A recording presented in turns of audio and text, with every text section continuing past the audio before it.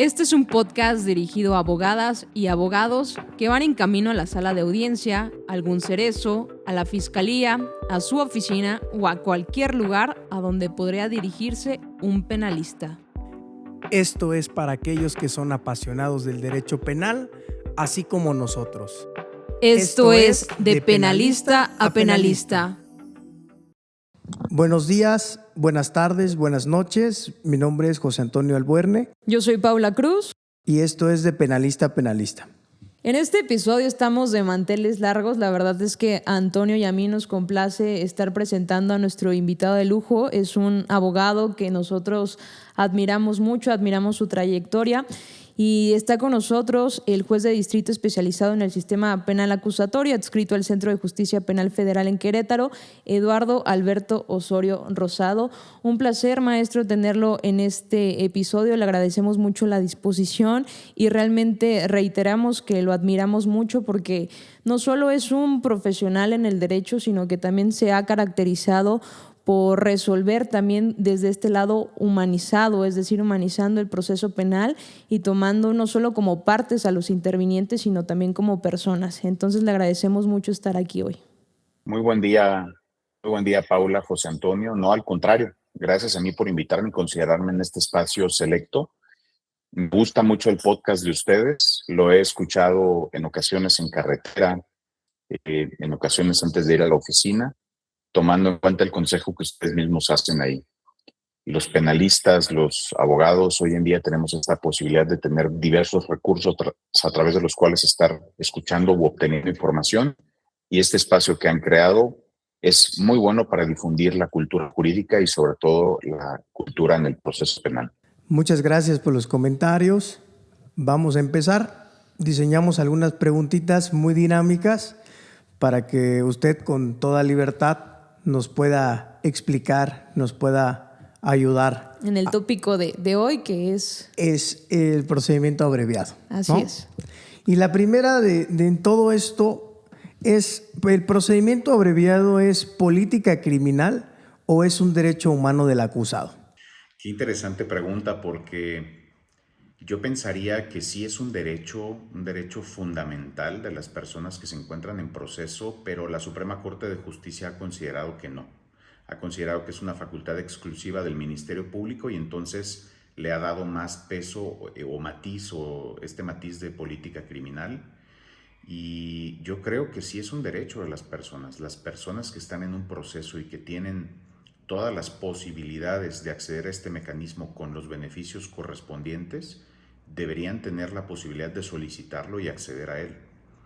Finalmente habrá una pena, y recuerden ustedes que, de acuerdo con el artículo 18, párrafo 2 de la Constitución, el sistema penitenciario del país sobre todo se basa en el respeto a los derechos humanos, y en todo hay que siempre ver por los beneficios, los mayores beneficios que pueda obtener la persona sentenciada. Sí, así es. Estoy también de acuerdo porque hay que tomar en consideración que el acusado o el imputado, dependiendo en dónde se pueda estar desarrollando esta posibilidad del procedimiento abreviado, que puede ser después de la vinculación o hasta antes del auto de apertura a juicio, él no tiene la posibilidad de ofrecerlo, de decir yo quiero estar sujeto a un procedimiento abreviado, sino es la representación social quien tiene la facultad exclusiva de proponerlo. Sí, claro, es una visión importante, interesante, porque al final coincidimos. La Corte creo que nos ha cerrado, si se puede denominar así, la puerta de poder solicitar esa ejecución o solicitar someterse a este procedimiento, cuando a veces ante la situación, ante las características de la propia causa, da mucho que pensar ir a un juicio. Probablemente sea más viable optar por el procedimiento abreviado. Pero qué interesante respuesta. Sí, como segunda pregunta le quisiéramos decir si el acusado o el imputado que admite su responsabilidad para estar sujeto a este procedimiento abreviado puede considerarse esta admisión de responsabilidad como una confesión. No, de ninguna manera. Esto ya lo ha explicado la Corte, lo dijo con suficiencia. debemos prestar atención a ello porque desafortunadamente sí se utiliza en otros procesos. De hecho, he tenido algún caso, por ejemplo, de sustracción internacional de menores, donde lo establecieron abreviado, lo llevaron al proceso familiar que se estaba sustanciando. Y esto es una violación a estas reglas del abreviado y una violación a lo que yo mismo había dicho en audiencia. La Corte ha explicado específicamente en el amparo directo en revisión 1619-2015 la diferencia entre la aceptación de responsabilidad, que es un requisito para la admisibilidad del abreviado, con la confesión como tradicionalmente la conocemos como la producción de una prueba mediante la declaración de la persona que participó en el hecho. La Corte ha establecido que en el procedimiento abreviado es necesario que la persona otorgue un consentimiento libre, consciente e informado. Para esto, después platicaremos también de otro estándar que se encuentra en el amparo en revisión 100-2021 de la primera sala, precedente obligatorio, pero para esto es importante que la persona conozca completamente las consecuencias del abreviado, que tiene derecho a ir a juicio y que lo que le conviene es no ir a juicio sino optar por el abreviado. Entonces, una de las condiciones para que se acceda al abreviado es que él acepte la responsabilidad en los hechos, pero en los hechos que la Fiscalía expuso en la acusación. Por eso la Corte dice, en la aceptación de responsabilidad la persona simplemente dice sí a los hechos ya expuestos por la Fiscalía. En cambio, una confesión es una declaración espontánea donde no se cuenta con información y la persona produce la información, otorga las circunstancias de modo, tiempo y lugar. Y la confesión sí es una prueba que puede utilizarse en ese proceso o en otros procesos.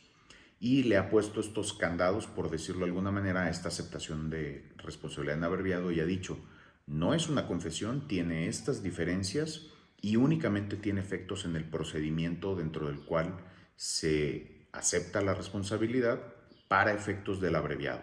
No se puede utilizar ni en este proceso ni en otros, aun cuando se lo soliciten al juez. Está protegida, vaya. Es interesante porque muchas veces estamos en presencia de procesos penales que se dan con coautores, es decir, con varios sujetos que son considerados como partícipes o incluso como en este sentido, como lo establecí, coautores por tener el dominio funcional del hecho. ¿Y qué pasaría si uno de ellos se sujeta a un procedimiento abreviado? En ese momento, pues está admitiendo la responsabilidad como requisito para poder acceder a este procedimiento abreviado. Sin embargo, esto no podría ser también utilizado para los procesos que se tiene con los otros coautores que no están sujetos a este procedimiento abreviado. Entonces, es interesante porque muchas veces la Fiscalía intenta también utilizarlo como probanza. Sí, la verdad es que... De hecho... adelante, no, adelante, por favor. Sí, de hecho es inevitable que la Fiscalía pretenda darle ese uso, ¿no? Que la asesoría jurídica o la propia víctima quiera que se utilice, pero no es posible hacerlo y los jueces debemos hacer énfasis en ello.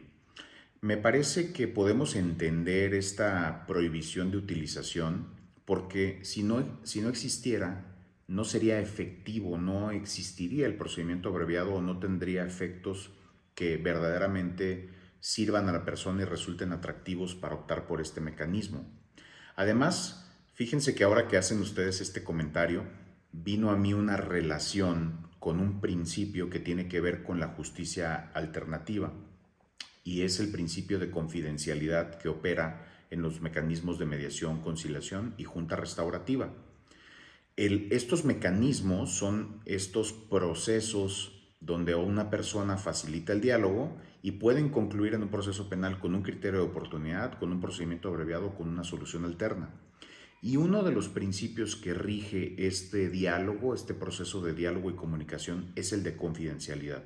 Y de acuerdo con la confidencialidad, nada de lo dicho en este proceso puede ser utilizado en este proceso de diálogo puede ser utilizado ya dentro del proceso.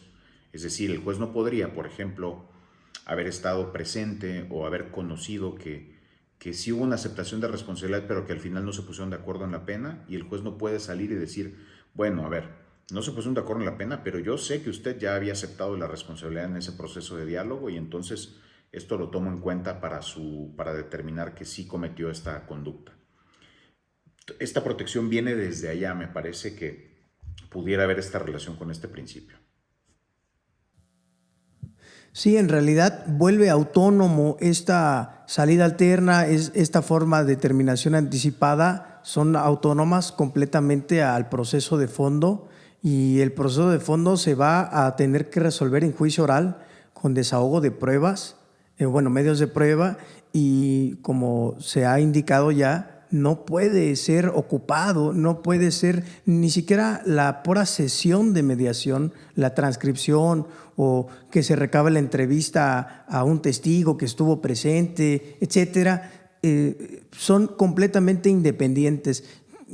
Igual, la misma Corte ha dicho, si, no lo quiero decir de manera tan coloquial, pero o es blanco o es negro, ¿no? O te vas al abreviado o te vas a juicio. Y si antes del dictado de apertura a juicio oral vas a elegir el abreviado, pues adelante. Una vez dictado este auto, ya no hay nada que hacer, vamos a juicio y las consecuencias, con todas las consecuencias que el mismo código establece, ¿no? Por regla general, José Antonio, porque yo sí acepto abreviado en juicio. Hay una razón por la cual lo hago en casos excepcionales y sí he aceptado abreviado en juicio. Si gusta, con mucho gusto lo explico. Me gusta el enfoque que le da. Me gusta el enfoque que le da en diciendo que es un proceso independiente y tiene razón. En el momento en el que se comienza por el proceso para verificar si se puede admitir el procedimiento abreviado, tenemos que verlo como usted dice. Abrimos un proceso alterno a este. En ese proceso alterno, ese proceso tiene su propia lógica, tiene su propia regulación, tiene su propia finalidad. Incluso existe la posibilidad de que dentro ya del proceso abreviado, abierto el procedimiento abreviado para verificar si se aprueba, no se llegue a aprobar por razones como, por ejemplo, que el juez advierta que no existe sustento lógico en la acusación o que puede darse una causa que excluye el delito. Fíjese entonces cómo se ve ahí esta ruta independiente que usted comenta, porque podría no admitirse y se regresa al procedimiento principal sin que lo que se haya dicho aquí tenga influencia en el proceso principal. Pues sin duda es interesante porque al final de cuentas el juez de control tiene un rol, una función muy importante y desde luego debe ser garante, debe, como ya usted mismo lo ha mencionado en muchas conferencias, pues son jueces interamericanos que pueden llevar a cabo ese control de convencionalidad, de constitucionalidad, y no necesitamos acudir al juez de distrito de manera escrita para que nos haga caso, ¿no? Precisamente por eso es de control, porque puede él desde el primer momento inaplicar ciertos supuestos de la ley, inaplicar ciertas formas en que se ha entramado nuestro sistema acusatorio para buscar la solución más benéfica, ¿no? De la persona. Así es, a través también como de la reforma del 2008 en materia de seguridad y justicia se tiene esta división de funciones estableciendo que el juez de control y también el tribunal de enjuiciamiento es el último garante, es decir, está encargado de velar porque en la mayor parte de lo posible se puedan observar y respetar los derechos humanos de las partes procesales. Y entonces, tomando en consideración esta función garante de los jueces, quisiéramos realizarle otra pregunta. Y sabemos que este procedimiento abreviado trae como finalidad que el acusado o el imputado, dependiendo el momento procesal en que nos encontremos, pueda ser beneficiado con una reducción en la sanción que nos establece el tipo penal a través de la clasificación jurídica que realice el agente del Ministerio Público. Sin embargo, esta reducción en la sanción muchas veces por la representación social se hace de forma arbitraria. Entonces, lo que quisiéramos preguntarle es qué principios se deberían considerar para poder establecer estos parámetros de reducción de la pena y, sobre todo, cuál sería la función del juez de control para establecer que en efecto esto se trata de algo razonable y no solo una decisión arbitraria por parte de la gente del Ministerio Público. Es todo un tema, ¿eh? En él reside la verdadera aplicación democrática y transparente, respetuosa de derechos humanos del procedimiento penal en general. Y antes de contestar este punto en específico, también tocaron un tema ambos, la función del juez dentro del abreviado. Sobre esto hemos reflexionado muy poco. El procedimiento abreviado, el plea bargain, el plea deal, esta figura ha sido criticada inmensamente en la academia. Hay un académico a quien sigo mucho, un argentino que hasta hace poco trabajaba en la Universidad de California, no sé si ahí continúa, se llama Máximo Langer.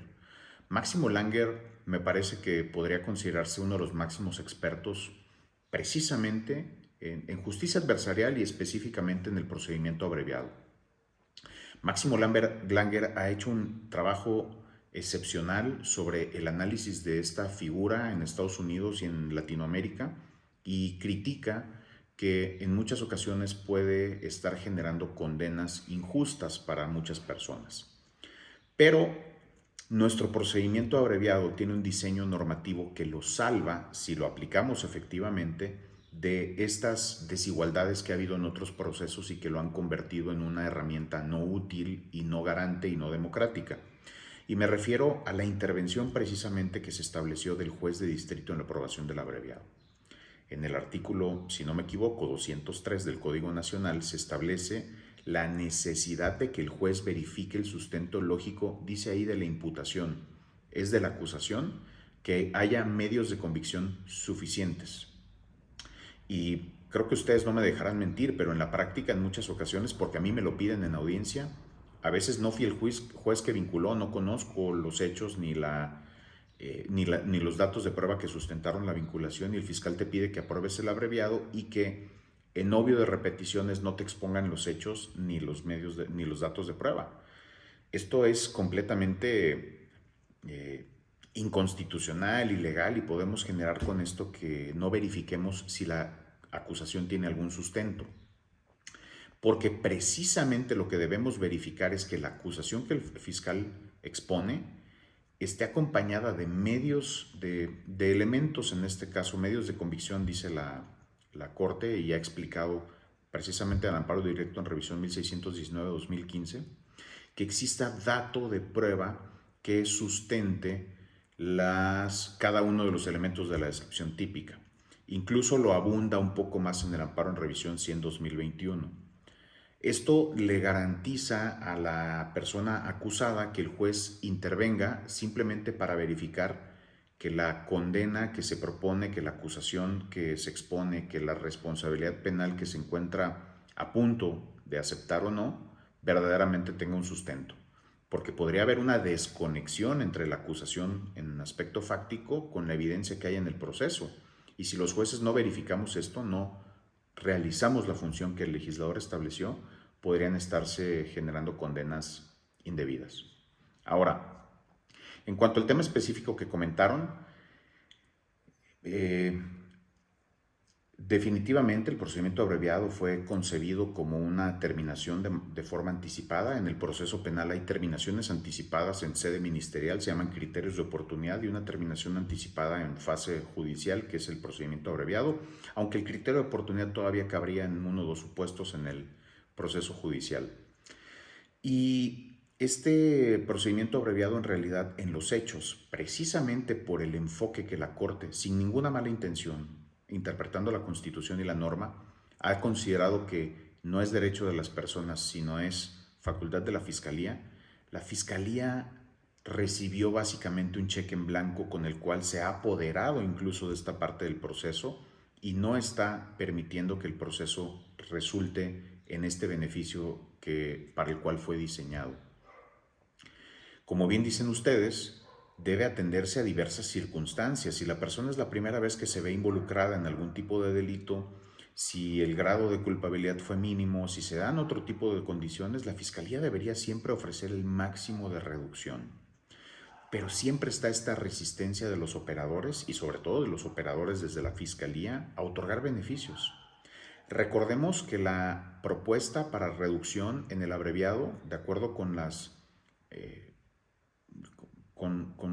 sabemos las propuestas que hubo para cuando se creó, eran mucho mayores al tercio.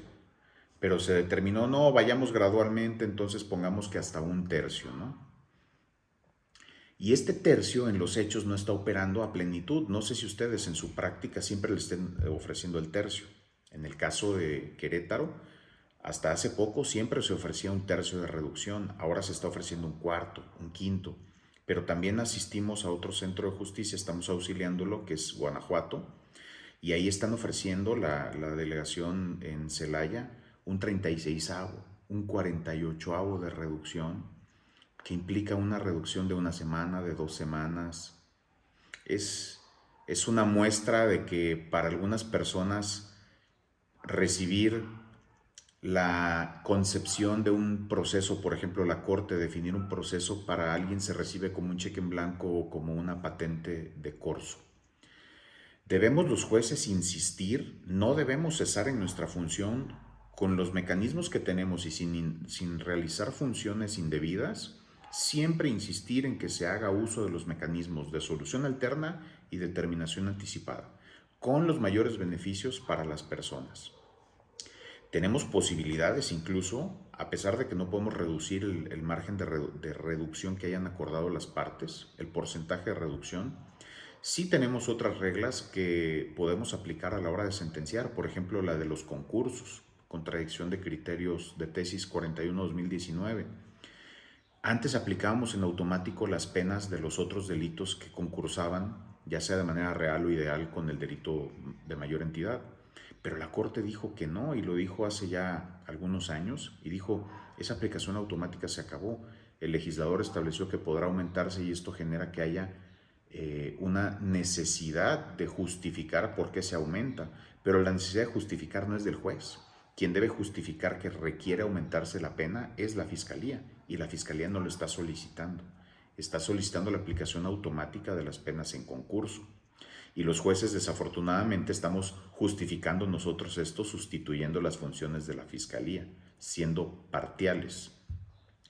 Y de igual manera, esta motivación no es general, sino la Corte dice que debe hacerse basada en el principio nulla pena sin necessitate, conforme al cual solo es necesaria la prisión si se justifica su utilización. ¿Cuándo debe utilizarse la prisión? ¿Cuándo debe utilizarse mayor tiempo de condena? El parámetro está también en el párrafo 18, párrafo segundo, en el párrafo segundo del artículo 18 de la Constitución, que establece que el sistema penitenciario, como dije hace un momento, se sustentará o tendrá como base los derechos humanos, pero aquí dice, basado en la educación, la salud, el deporte, el trabajo y la educación para el trabajo o la capacitación para el trabajo. En 2011, esta reforma importante en materia de derechos humanos, también se reformó el sistema penitenciario del país. La pena dejó de tener el enfoque que tenía, dejó de ser el fin. A ver, a quien encuentro responsable, lo voy a sancionar. El fin de la pena es sancionar a quien fue responsable de un delito. No, se cambió el enfoque de la pena como fin, sanción, para convertirse en un instrumento o herramienta para lograr la reinserción. También se cambió el enfoque de readaptación a reinserción. No son palabras, son sistemas, son visiones completamente distintas. Y esto tampoco se ha puesto en marcha. Entonces los jueces lo que debemos hacer es insistir en que se haga uso de estos mecanismos. Una pregunta que se me ocurre de esta respuesta tan acertada que nos ha podido exponer, ¿cuál o cuáles serían las soluciones respecto de la aplicación de estos parámetros de reducción? Es decir, necesitaríamos quizá un control legislativo más extenso, más desarrollado en nuestro Código Nacional de Procedimientos Penales para que no quede al arbitrio de la Fiscalía y sea el juez quien pueda llevar a cabo pues el control, la supervisión de que estos requisitos han sido cumplidos. Pienso que sí es necesario que se establezcan parámetros objetivos racionales, aunque luego todos los convertimos en subjetivos en la práctica. Por decirles un ejemplo, me parece que ustedes también se desempeñan tanto en foro federal como en foro local. Ni la Constitución ni el Código Nacional contemplan parámetros que la Fiscalía General de la República está utilizando en la aprobación del abreviado y la determinación si hay el máximo de reducción. Tienen acuerdos internos que han normado su operación, pero que han incidido en el proceso. En este proceso de diseño, de sustento normativo legal y constitucional, y prácticas internas, regulaciones internas, ni siquiera publicadas en el Diario Oficial de la Federación, están entrometiéndose e incluso vulnerando los principios que diseñaron o en los que se sustenta la justicia penal adversarial. Por decirles un ejemplo, la Fiscalía tiene que atender a una normativa interna que les da unos 6 parámetros que tienen que verificar, y solo si hacen check, solo si palomean cada uno de los 6 parámetros, pueden ellos reducir el máximo, es decir, el tercio. El problema son sus parámetros y cómo los están interpretando ellos mismos, porque aunque son la institución que los creó, no están teniendo una adecuada concepción de cómo se interpretan. Por decirles un ejemplo, dicen, un parámetro es la gravedad de la conducta realizada, y para ellos es grave toda conducta realizada. Es que la conducta es grave. Señor, si está reduciendo usted a partir del mínimo, no puede considerarla grave porque su parámetro de reducción está siendo la pena mínima. Quiere decir que lo ubicó en el grado de reproche mínimo. ¿Por qué para efectos de determinar si le da un máximo de reducción si la considera grave? No hay relación, no hay lógica. Segundo parámetro, dicen que el delito no sea de prisión preventiva oficiosa. Bueno, este parámetro es completamente inconvencional, inconstitucional, y existe ya una serie de criterios jurídicos en el sistema mexicano con base en el cual no pueden basarse en este parámetro, ¿no? Y sobre todo, por ejemplo, en Querétaro y en los lugares donde opera la contradicción de criterios 40-2023, pues no podrías aplicar este parámetro, ya quedó en desuso y lo siguen usando. Otro parámetro que utilizan es que la solicitud del procedimiento abreviado sea más cercana a la vinculación que a la audiencia intermedia. Si cumple con este parámetro, también te pueden ofrecer el máximo de reducción. Si se acerca más a la audiencia intermedia, ya ellos dicen, básicamente pienso que la lógica es, me hiciste perder tiempo, hacer uso de recursos humanos y económicos, no te voy a dar el máximo de reducción. Que aquí también hay un problema, un inconveniente. Hemos vuelto a las prácticas escritas en un sistema oral. Cuando yo inauguré el Centro de Justicia y funcionamos los 3 primeros años, la solicitud de abreviado se hacía ahí en audiencia, verbalmente, y así se tomaba. Cuando regreso al sistema en 2021, en la actual administración de la Fiscalía General de la República, ahora se exige que la solicitud de abreviado sea por escrito, presentada ante la Oficialía de Partes de la Fiscalía General de la República.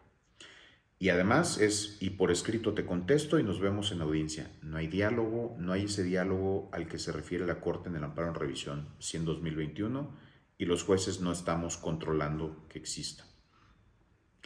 Bien, entonces, este parámetro a veces no lo consideran cumplido porque dicen su señoría, pues es que nos lo acaba de pedir apenas y estamos más cerca de la intermedia.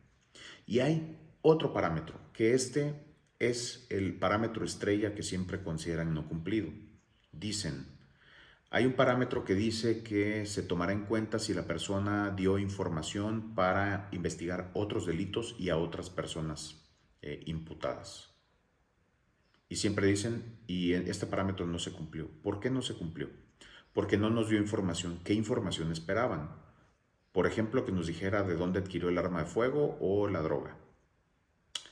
Y están interpretando mal este parámetro, no funciona así. Yo explico a la Fiscalía que esta regla tiene como propósito que si la Fiscalía tiene datos ciertos, elementos objetivos que establezcan que la persona tiene información de otro delito u otros imputados, se le llamará en presencia de su abogado, se le hará saber y se le pedirá información. Si él ante este panorama cierto y objetivo no quiere cooperar, es justo que no le otorgues el máximo de reducción por no cooperar e impedir que se persigan otros delitos. Pero es solo en ese caso o similares. No es en todo delito de portación, de posesión, que tú esperes que la persona venga a decirte dónde la consiguió para que persigas otro delito. Porque le explico a la Fiscalía que esto implicaría autoincriminarse. En un delito de posesión, de portación, ir a decirle, oye, la adquirí en tal lugar, implica reconocer que la portaba, poseía, y entonces la adquirí de tal lugar. Y le explicó también esto en audiencia, que las personas con base en el derecho a no autoincriminarse pueden guardar silencio toda la investigación y todo el proceso, y que incluso cuando acepten su responsabilidad en abreviado, no es una confesión. Entonces, ¿qué tenemos que hacer? Hacer algo muy importante para evitar que mediante reglas internas otras instituciones se apoderen del procedimiento penal y echen abajo normas constitucionales, principios constitucionales. Solamente el poder reformador de la Constitución tiene la capacidad de decir hacia dónde va el proceso. La Corte lo ha avalado en interpretaciones, pero con una circular interna tornas completamente distinto el proceso. ¿Y qué decir de los actores? El Estado a través de otras instituciones. Si es un asunto de energía, no quieren acuerdos reparatorios ni CFE ni Pemex, ¿no? O Pemex hasta 2,000 litros. Si es asunto del SAT, el SAT no quiere nunca acuerdo reparatorio, nada más quiere abreviado, quiere sanción. Si es asunto de Profepa o del ambiente, no quieren soluciones alternas. Entonces, básicamente, cuando se trata de diversos bienes jurídicos donde el Estado tiene la posibilidad de hacer efectivas las soluciones alternas o la terminación anticipada, se niegan a hacerlo. Quieren sanción, quieren la aplicación del proceso como antes. Y justamente ahorita que estamos haciendo referencia a que cuando la víctima se entiende como la Profepa, Pemex, CFE, también hay que entender que, en efecto, el procedimiento abreviado es una facultad exclusiva de la representación social en donde se la ofrece al imputado y a su defensor, o al acusado y su defensor. Sin embargo, está la posibilidad a través del Código Nacional de Procedimientos Penales que la víctima u ofendido no presenten una oposición. En este caso, como usted bien lo acaba de hacer referencia, que a veces CFE, Pemex no están en posibilidades, o más que en posibilidades, no tienen como el sentido de que el imputado, la voluntad para que se pueda realizar este procedimiento abreviado.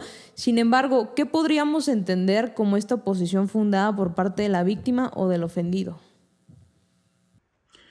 La oposición fundada tiene que ver con que esté debidamente garantizada la reparación del daño. Sería el único supuesto que contempla el código. Primero habla de oposición fundada y más adelante dice se considerará oposición fundada cuando, también de manera cierta y objetiva, no esté garantizada la reparación del daño o no se esté proponiendo reparar el daño de acuerdo con lo que también de forma cierta y objetiva esté probado en la investigación. Normalmente llegamos a estas etapas sin que haya prueba fehaciente, prueba cierta, objetiva, de lo que está pidiendo como reparación del daño la víctima u ofendido. Porque hay prueba de 15,000 o 20,000 pesos si quieren 150,000, 200, 1,000,000 y no hay sustento. Entonces, si la oposición en la reparación del daño encuentra sustento en la investigación, será fundada. Si no hay sustento, se le dirá que su oposición pues se toma en cuenta y se registra, pero que no impide que se apruebe el procedimiento abreviado. Estas instituciones, Pemex, CFE y demás, se están oponiendo no tanto al abreviado, sino al acuerdo reparatorio. Por ejemplo, dicen, mi daño es de 4,000 pesos, ¿no? El trasvase de una cantidad Pemex, y que me los pague, pero no le voy a otorgar el perdón, no quiero acuerdo reparatorio, que me los pague en abreviado, es decir, que me los pague, me repare y sanciónalo. Y tienen toda esta facultad. Creo que se partió de una muy buena fe del Estado, de las instituciones y de las partes, pero todos tenemos una visión de que el proceso penal debe ser de castigo, y entonces las víctimas están diciendo sí que me repare el daño, pero no en acuerdo reparatorio, en abreviado, es decir, que se vaya con su pena y su antecedente penal. En esto también debemos reflexionar y hacer algo.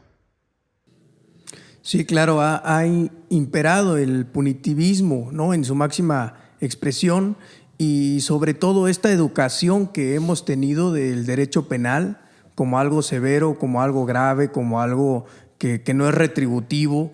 Y como usted lo menciona, se ha dado cuenta de ello en los operadores, en asesores jurídicos, en fiscales, incluso defensores, que nosotros tomamos ese rol en el mayor de los casos, y muchos incluso se niegan, lo ven como una ofensa o como una derrota, ¿no? A ese ego que se tiene de poder ofrecer a nuestro representado que se someta a un procedimiento abreviado o que suscriba un acuerdo reparatorio o se tramite una suspensión condicional, pero pues parte de esa educación de no, vamos a juicio a demostrar que eres inocente, cuando a veces es inviable hacerlo. Vamos a generar una consecuencia aún peor, más negativa de la que ya se encuentra nuestro representado. Pero bueno, al final de cuentas, tenemos nosotros también desde nuestro campo de acción que ir cambiando la cultura jurídica de eso, ¿no? Ir cambiando esa visión del derecho penal, que creo que si se encuentra una mejor postura, una mejor panorama, pudiéramos llegar a cosas más benéficas para nuestra sociedad, nuestra comunidad, y desde luego la comunidad jurídica se vería beneficiada en muchos casos. Este comentario nos lleva a otra pregunta que básicamente consiste en saber cómo sabemos o cómo podemos determinar que el procedimiento abreviado en un proceso es lo más benéfico para la persona procesada. Es una pregunta muy difícil de responder porque el verdadero beneficio solo lo conoce la persona imputada y su defensa si es que cuenta con la capacidad de asesorarlo debidamente. Pero antes de responderlo, José Antonio, tocó usted un tema muy importante. Aquí en México no está habiendo una presión a la fiscalía, por ejemplo, y a estos otros sectores para que se sientan observados y presionados a aplicar las normas del proceso dentro de sus principios. Las barras, asociaciones y colegios de abogados no están hablando de estos temas. Estos temas que estamos platicando sobre los parámetros y cómo se han apoderado del proceso con prácticas no legales y no constitucionales, sino con normativas internas, las estamos platicando en mesas de café, en escritorios, en foros académicos y en estos espacios como el que se ha abierto ahora. Pero las barras, asociaciones y colegios de abogados deberían estar teniendo este tema siempre presente y que la fiscalía sepa que están siendo observados y que se les exija que respeten el procedimiento. Porque si se han apoderado de él es porque se lo hemos permitido todos. Se lo hemos permitido los jueces, los abogados, todos los operadores jurídicos. Y cada vez más, casilla a casilla, casilla a casilla, avanza kilómetros la Fiscalía en este retroceso al proceso penal de corte acusatorio.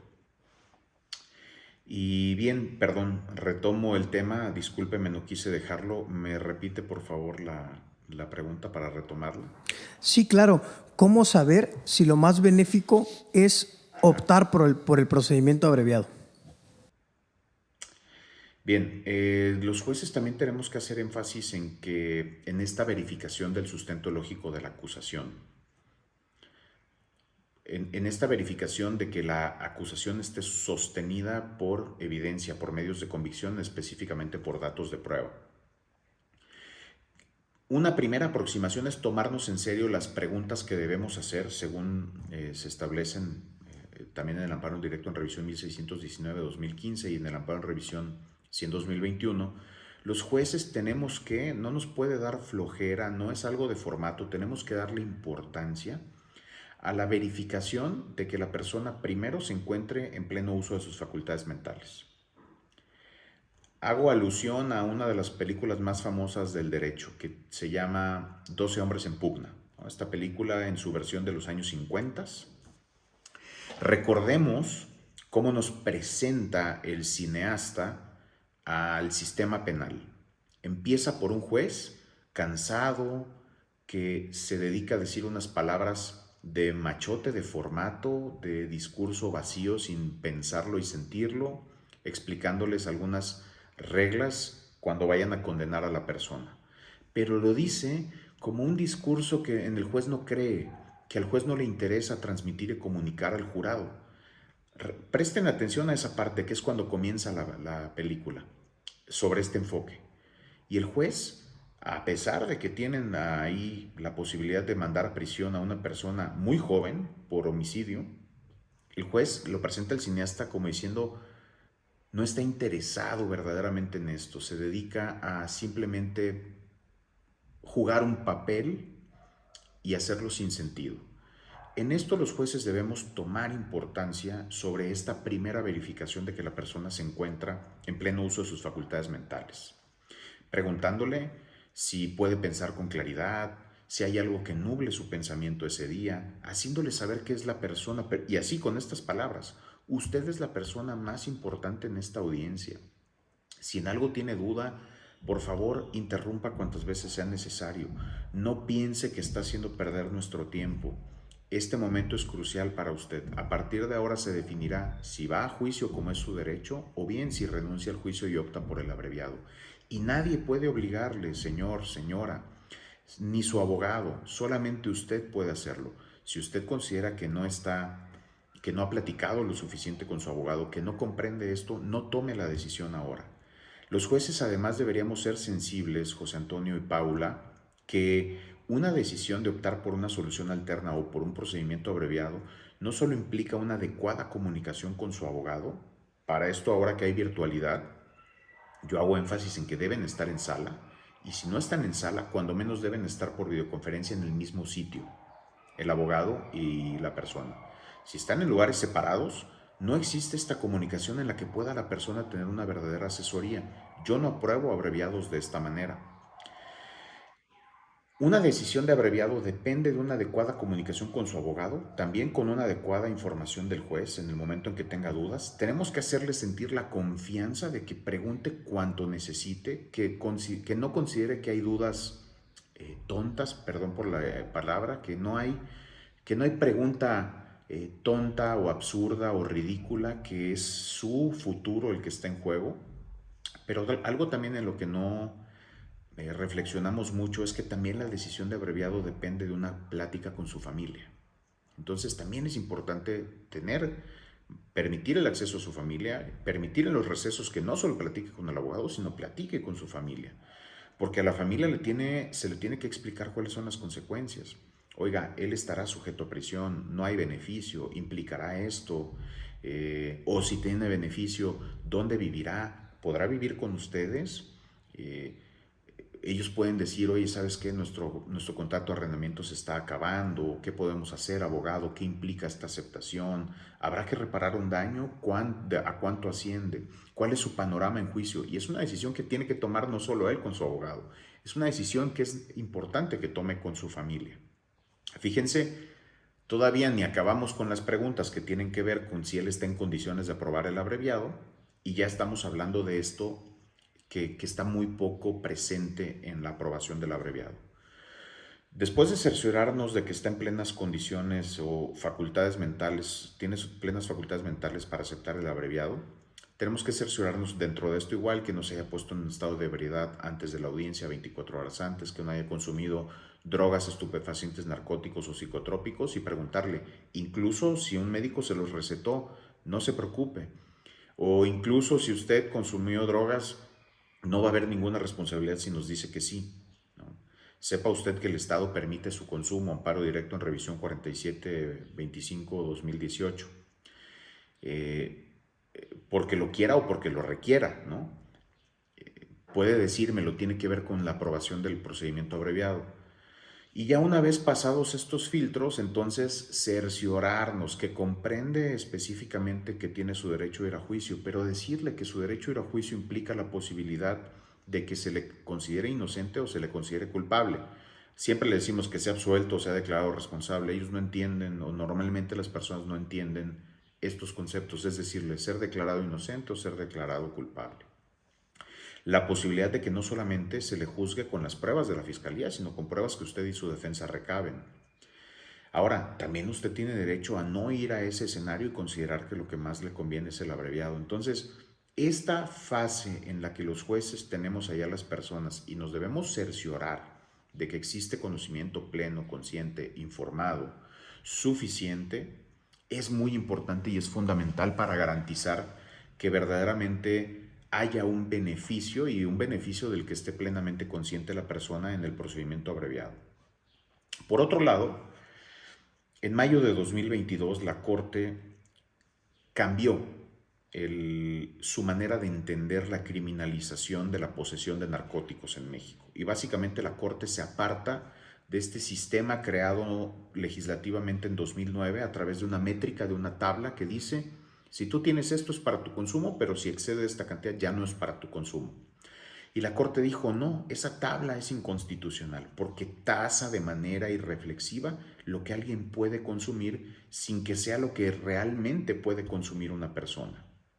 Entonces, cuando una persona se adscriba como toxicómano, ahí se activa una obligación de la Fiscalía. Ya no puede perseguir a esta persona, judicializar el asunto porque la cantidad que se le aseguró a quien dice ser toxicómano rebasa la tabla. Porque tiene que generar acto de investigación, lo idóneo sería prueba científica, que determine que esa cantidad asegurada que poseía excede para su consumo. Como ya no se puede hacer con la tabla, tiene que ser con evidencia científica y no lo está haciendo. Y los jueces estamos llegando a la audiencia y estamos aceptando abreviados de personas en las que a veces en los datos de prueba que nos exponen sale que es toxicómano. Entonces hay un elemento de la descripción típica que es que la cantidad exceda para su consumo. ¿Cómo podemos considerar que hay sustento lógico de la acusación en esta parte si no tenemos evidencia al respecto? O si la Fiscalía incurrió en este vicio que los jueces hemos consecuentado, donde dice, poseyó este narcótico, poseía estas estrellas ponchallantas, poseía o portaba armas de fuego y cartuchos. Y no tenemos evidencia sobre si podía o no o tenía autorización, pero le pedimos que lo acredite en sentido negativo, ¿no? Dicen las fiscalías en audiencia, incluso en abreviado. Esto se llama revertir la carga de la prueba y no existe en nuestro sistema. Hay jurisprudencia de la Corte, contradicción de tesis 383-2015 de la primera sala, donde dijo que la carga de probar todos los elementos siempre es de la Fiscalía. Y esto incluso aunque se trate de elementos negativos u omisivos de la descripción típica. Y no lo estamos haciendo, no lo estamos exigiendo. Como no ha probado aquí en la audiencia que tiene licencia para el arma, que tiene autorización de COFEPRIS para la droga, acredítelo en sentido negativo. Oigan, qué suave como fiscal. No realizo actividad probatoria y el juez me echa la mano porque no lo exige y además aprobamos un abreviado con base en esto. Ahí es donde les digo que hay que hacer énfasis. No debemos entrar con esa actitud del juez de la película 12 hombres en pugna, ni tampoco considerar el abreviado como algo más, como una audiencia más de trámite. Es una de las audiencias más importantes y la intervención del juez tiene un papel crucial. Sí, yo recapitulo lo que usted acaba de mencionar hace un momento y es la importancia que tiene el imputado o el acusado en esta audiencia porque después de todo hay que empatizar con él. La persona que está sujeta al proceso y que está a punto de ser sentenciada en este procedimiento abreviado no son los abogados, es el imputado. Entonces muchas veces este control horizontal se hace entre las partes técnicas, es decir, el asesor jurídico y la gente del Ministerio Público emite estos argumentos o pronunciamientos pero dirigido a su antagónico técnico, no a las partes procesales que pueden ser la víctima, ofendido o el imputado. Es decir, realizamos estas aseveraciones, pero con este tinte jurídico que muchas veces los particulares no llegan a comprender. Entonces es importante pues empatizar y establecer que pues la persona más importante en esa audiencia es el imputado o el acusado y no los abogados. Y también para abrazar lo que usted hace un momento estaba haciendo referencia de la carga de la prueba de la representación social, Para que este procedimiento abreviado pueda ser autorizado por el juez de control, requiere, pues en efecto, que estos datos de prueba que están integrados debidamente en la carpeta de investigación, pues sustenten la acusación. Esto en términos del 205. Sin embargo, viene esta pregunta de ¿qué tengo que acreditar yo, agente del Ministerio Público, para que el juez de control pueda autorizar el procedimiento abreviado? El hecho que la ley señala como delito que pues permea o que se está establecido desde la emisión de una orden de aprehensión hasta el auto de vinculación a proceso, o incluso ya la figura delictiva en su de forma completa, es decir, que sea una conducta típica, antijurídica y culpable. En este procedimiento abreviado, ¿qué es lo que se tiene que acreditar por parte de la representación social? Volvemos, tuvimos un pequeño percance con la conexión de internet, ya que estamos grabando a distancia con el maestro Eduardo. Sin embargo, retomamos. Le estaba haciendo una pregunta que toda vez que el Código Nacional de Procedimientos Penales nos establece que para que el juez de control pueda aceptar este procedimiento abreviado, requiere pues que en efecto, a través de estos medios de convicción que están integrados en la carpeta de investigación, conocidos como datos de prueba, se pueda establecer los elementos de la acusación. Sin embargo, mi pregunta va en términos de que qué es lo que se tiene que probar en ese momento. El hecho que la ley señala como delito que permea o nace desde el libramiento de una orden de aprehensión en términos del artículo 16 constitucional, o posiblemente también el hecho que la ley señala como delito que es un requisito en términos del 316 fracción tercera para el auto de vinculación a proceso, o ya en este procedimiento abreviado se tendría que acreditar la figura delictiva considerada como pues la conducta típica, antijurídica y culpable. Muchas gracias por la oportunidad. Y antes de contestar la pregunta, especifico, me equivoqué en el dato de corrección de tesis sobre los elementos negativos que ya interpreta el 120 del Código Nacional de Procedimientos Penales. Es 383-2013, no 2015, y fue resuelta desde 2014 y no la atendemos.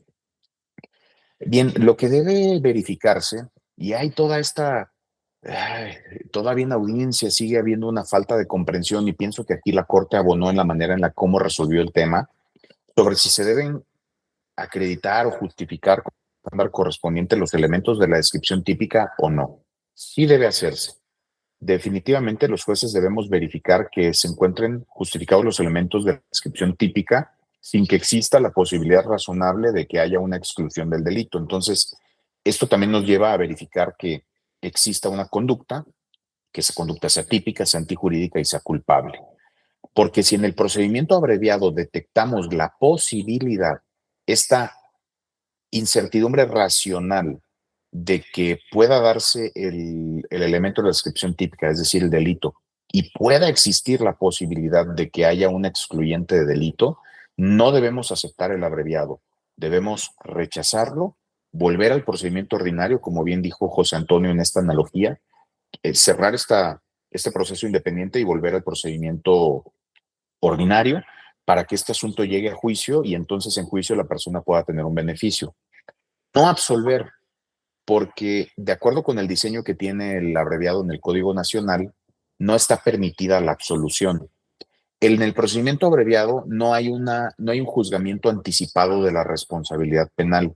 Se abre para ver si se termina con los beneficios que corresponden, salvo que en el procedimiento abreviado haya algo muy notorio, como por ejemplo que se haga sumamente patente con los datos de prueba que exponga la propia fiscalía que la conducta no se comete, o que se da alguna causa excluyente muy manifiesta de delito o alguna causa de sobreseimiento que lleve de manera indudable a que se considere extinguida la acción penal o pueda llevar al sobreseimiento. Pero digo, solo abro esta puerta para considerar los espacios muy excepcionales que podría haber, pero por regla general hay que atender a esto para ver si se aprueba el abreviado y si no, cerrarlo y regresar al procedimiento ordinario para que siga a juicio y pueda tener un mayor beneficio a la persona. Muchas gracias por su respuesta. Ya estamos terminando, ya estamos finalizando este espacio. En verdad, nada más nos queda agradecerle por su generosidad, por su tiempo, por darse el espacio de estar aquí con nosotros. Es usted un juez demasiado humano y creo que eso es lo que falta. Antes de ser excelentes profesionistas, tenemos que ser o aspirar a ser mejores personas, y eso evidentemente permea en nuestro ejercicio profesional. De mi parte, agradecerle que se haya dado cita con nosotros, sus respuestas. Nos llevamos demasiado aprendizaje y pues no sé si quieres comentar algo. Sí, de igual forma agradecerle infinitamente. La verdad es que nos complace mucho estar compartiendo este espacio con usted. Lo admiramos, por eso fue este contacto, porque realmente pues seguimos su trabajo. Y como bien lo dije al principio, no solo lo admiramos como profesional y profesionista en el derecho, sino también con este lado humano y cómo empatiza con los particulares que se encuentran pues sujetos a un proceso penal como víctimas, ofendidos o imputados. Y pues no cabe duda que este episodio va a ser de mucha importancia tanto para la Fiscalía, para que pueda observar y mejor, más claro, oír lo que usted hizo referencia, en qué bases o qué principios tomar en consideración para poder, en efecto, garantizar que el imputado o el acusado pues tenga una reducción en la pena, y de igual forma como defensa qué tendríamos que hacer, y sobre todo también los jueces de control que nos puedan escuchar, saber cuál va a ser su intervención como últimos garantes en el proceso penal. Entonces pues quedamos muy agradecidos y la verdad contentos, fue como una clase para nosotros. Sí, y ojalá podamos arribar otros temas de suma trascendencia. Sé que con sus exposiciones nos dará mayor claridad a esto. Muchas gracias. Y sobre lo que dice Paula, el papá de mi secretaria particular, que en paz descanse hoy en día, era un sabio, un médico internista que después se dedicó a la psicoterapia, y me explicó una vez, me dijo: Eduardo, tú tienes la posibilidad de que las personas que tienes frente a ti en audiencia puedan redefinir su vida. Si dices las palabras adecuadas de la manera adecuada, estas personas pueden hacer un cambio trascendental, redefinir su vida. Y me dijo: las personas hacen cambios o grandes cambios en dos momentos en la vida, en crisis o en pérdidas. Y a quienes tú tienes en el proceso penal están en crisis. Por eso, si logras saber de qué manera comunicar con ellos y decir las palabras adecuadas de la forma adecuada, no solamente estarás resolviendo un asunto, sino estarás generando un cambio en ellos. Así que esta visión me ayudó, me he regido por ella, me ha dado resultados, y me siento contento y satisfecho en cuanto a que no solamente nos permite a los jueces desempeñar una función de rector del proceso, resolutores, sino también de estos elementos que fuimos puestos ahí y tener la posibilidad de influir positivamente en una persona que colateralmente estará influyendo esto positivo en la sociedad. Debemos hacer énfasis en esto, no solo los jueces, todos los operadores. Muchas gracias por la invitación. Deseo que sigan teniendo mucho éxito, que continúen este espacio, que lo hagan crecer. Muchas gracias, maestro, un placer, y le mandamos un abrazo a la distancia. Vamos a dejar sus redes en las descripciones de los videos para que las personas que no lo conocen puedan tener acercamiento a su trabajo. Pero bueno, por lo pronto esto ha sido todo. Esperamos vernos pronto en otra emisión. Y pues esto ha sido de Penalista a Penalista, ¿no? Así es, nada más les agradecemos mucho sus likes, sus comentarios y sobre todo que compartan para que pueda llegar a más operadores del sistema penal. Hasta la próxima. Hasta la próxima.